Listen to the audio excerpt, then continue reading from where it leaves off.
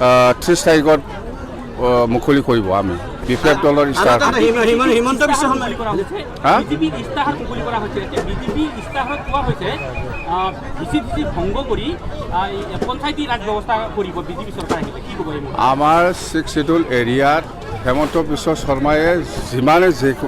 নকয় কিয় সেই জবৰদস্ত যিমানেই নকয় কিয় যিবিলাক নোহোৱা বস্তু এইবিলাক ক'লে নহয় বিচিটিচি ভংগ নহয় পঞ্চায়ত ছিষ্টেম নাই 6 শিডিউল এৰিয়াত কাৰ্বি আংলং হওক NC হিলছ হওক BTC হওক একে বস্তু সেইবিলাক মেনিফেষ্টত ওলাই পেলাই মানুহক বিভ্ৰান্তি সৃষ্টি কৰিব নালাগে কোনো দৰকাৰেই নাই আৰু যিমানেই নকৰক কিয় হেমন্ত বিশ্ব শৰ্মাই BTCত চৰকাৰ বনাব নোৱাৰে BTAD যদি কিবা অশান্তি পৰিৱেশ হয় ইয়াৰ ৰেছপনচিবিলিটি হেমন্ত বিশ্ব শৰ্মা কিহৰ কাৰণে কোৱা নাই আপোনালোকে নাজানে এই বিটিআৰ চুক্তিত কি লিখিছে আমাৰ মানুহ আৰু এটা কথা হৈছে ৰবিৰাম বিটিআৰ চুক্তিত কি আছে আৰু এটা কথা হৈছে ৰবিৰাম নাৰ্জাৰী আৰু প্ৰদীপ ব্ৰহ্মই কৈছে যে যদি আপোনালোকে চিন্তা কৰিব নালাগে বিশ্বজিৎ ডিমাৰো এপছু পৰা খেদা খোৱা লিডাৰ হেমন্ত বিশ্ব শৰ্মাও আছু পৰা খেদা খোৱা লিডাৰ এইবিলাক খেদা খোৱা লিডাৰ কিবা ৰাজ্যৰ কিবা কাম দিয়া বুলি কৈছে ৰবিৰাম যদি BPF মিটিঙত বাহিৰে বেলেগত যায় ভাবুকি প্ৰধান তেতিয়া ভাল নহ'ব এনেকুৱা ধৰণৰ ভাবুকি প্ৰধান কৰা বুলি কৈছে মানে ৰবিৰাম নাৰ্জাৰী আৰু প্ৰদীপ ব্ৰহ্মই আমাৰ কোনো ভাবুকিৰ কোনো চিষ্টেমেই নাই আৰু কাকো ভাবুকি নিদিয়ে আৰু 2012ৰ দৰে পৰিৱেশ সৃষ্টি হ'ব এইটো হেমন্ত মই কৈছোঁ হেমন্ত বিশ্ব শৰ্মাৰ ৰেছপনচিবল ইয়াৰ কাৰণে মই কৈ আছোঁ তৰুণ গগৈ ছাৰৰ অন্ত্যেষ্টিক্ৰিয়াত অসম চৰকাৰে অলপ মাটিও দিবৰ সক্ষম নহয় এই ক্ষেত্ৰত আপুনি কি কয় এইটো হেমন্ত বিশ্ব শৰ্মা কোনে কৰিব এইটো কোনে কৰিব হেমন্ত বিশ্ব শৰ্মাই চব কৰে এইটো কাৰো হিমত নাই ইয়াতে মুঠতে মই কৈছোঁ হেমন্ত বিশ্ব শৰ্মাই BTCৰ তাৰ দাদাগিৰি গুণ্ডামিটো নচলে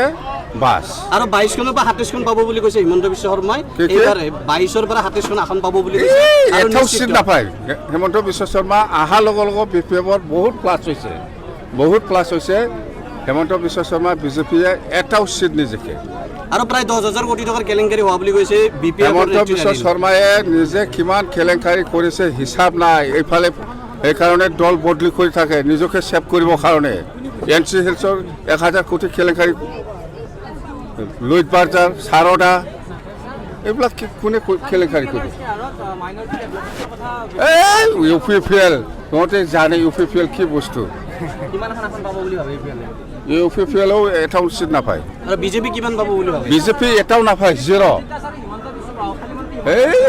এইবিলাক প্ৰভাৱশালী কাম নাই এইফালে অসমৰ প্ৰভাৱশালী হ'ব পাৰে BTCত নহয় আৰু বিধানসভাতো 12খন আসন পাব বুলি কৈছে বিজেপিয়ে BPFৰ যি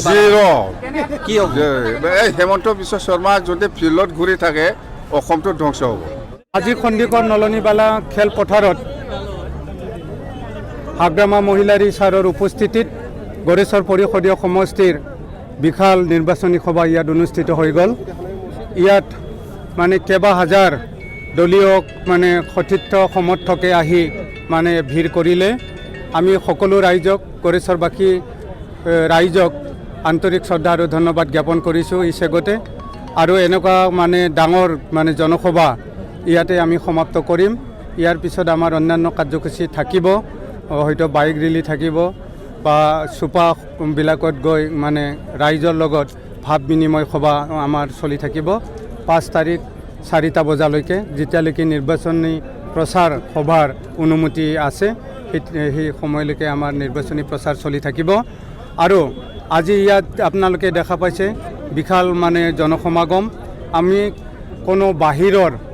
মানে সমষ্টিৰ মানুহ ইয়াত আহি সমবেত হোৱা নাই আনকি সমষ্টিৰো বহুত মানুহ আহি উপস্থিত হ'ব পৰা নাই আৰু এটা কথা দুখ প্ৰকাশ কৰিছোঁ মই ইয়াত 5টা BTC সমষ্টিৰ মানে মানুহ আনি বাইক ৰেলী কৰিছে UPPLে কাউৰুবাহা বা অন্যান্য এনেকুৱা ঠাইবিলাকত যান জঁটৰ সৃষ্টি কৰি যথেষ্ট অসুবিধাৰ সৃষ্টি কৰিছে আৰু জাগা জাগা মানুহবিলাকক তেওঁলোকে বাধা প্ৰদান কৰাৰ কাৰণে চেষ্টা কৰিলে UPPL দলে গতিকে এইটো গণতান্ত্ৰিক ব্যৱস্থাপনা নহয় গণতান্ত্ৰিকভাৱে শান্তিপূৰ্ণভাৱে যাতে নিৰ্বাচনটো হৈ যায় মই তাকে প্ৰশাসন তথা সকলো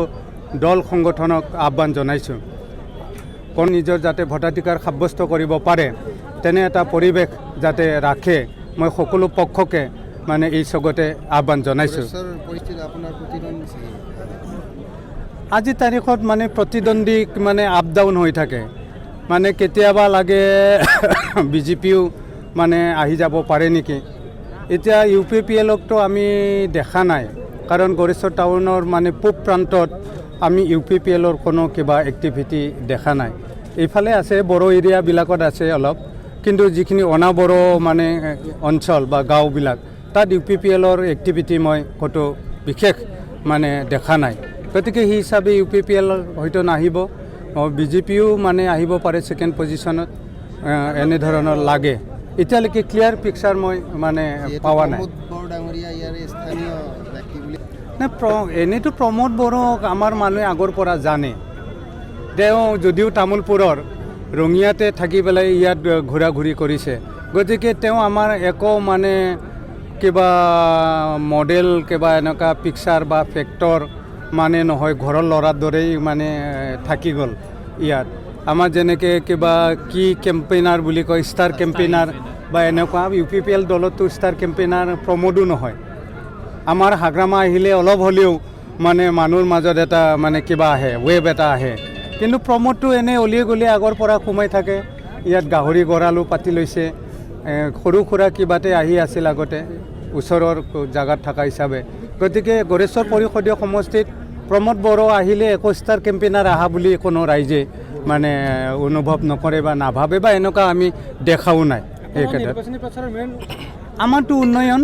শান্তি, সম্প্ৰীতি, সকলো জনগোষ্ঠীৰ মিলা প্ৰীতি থাকিব লাগে। ইয়াত কোনো সংঘাত, অশান্তি, অপ্ৰীতিকৰ যাতে ঘটনা কোনো মানে চক্ৰই কৰিব নোৱাৰে, কাৰণ ঘৰে ঘৰে বহু সমস্যা আছে, অঞ্চলে অঞ্চলে সমস্যা। এতিয়া বান বিধ্বস্ত আমাৰ এই থেপাৰগাঁও, বগৰীবাৰী, বিহাপাৰা, চিনিমাৰা অঞ্চল, চিৰাখুন্দি অঞ্চল। গতিকে এই অঞ্চলত যায় যে যি জীয়াটো ভুগিছে, ইয়াৰ পৰা উদ্ধাৰ কৰা এটা কঠিন প্ৰত্যাহ্বান হ'ব আমাৰ কাৰণে আগন্তুক দিনত। চৰকাৰখনৰো ৰাস্তা নাই, দলং নাই, খেতিপথাৰ চব মানে বালা পুতি পেলাইছে। গতিকে নিশ্চিতভাৱে এনে সমস্যাৰ পৰা ৰাইজক উদ্ধাৰ কৰাই আমাৰ অহৰহ চেষ্টা হ'ব, মিছন হ'ব। আমাৰ নিৰ্বাচনৰ মূল ইছ্যুবিলাক এইখিনিয়ে।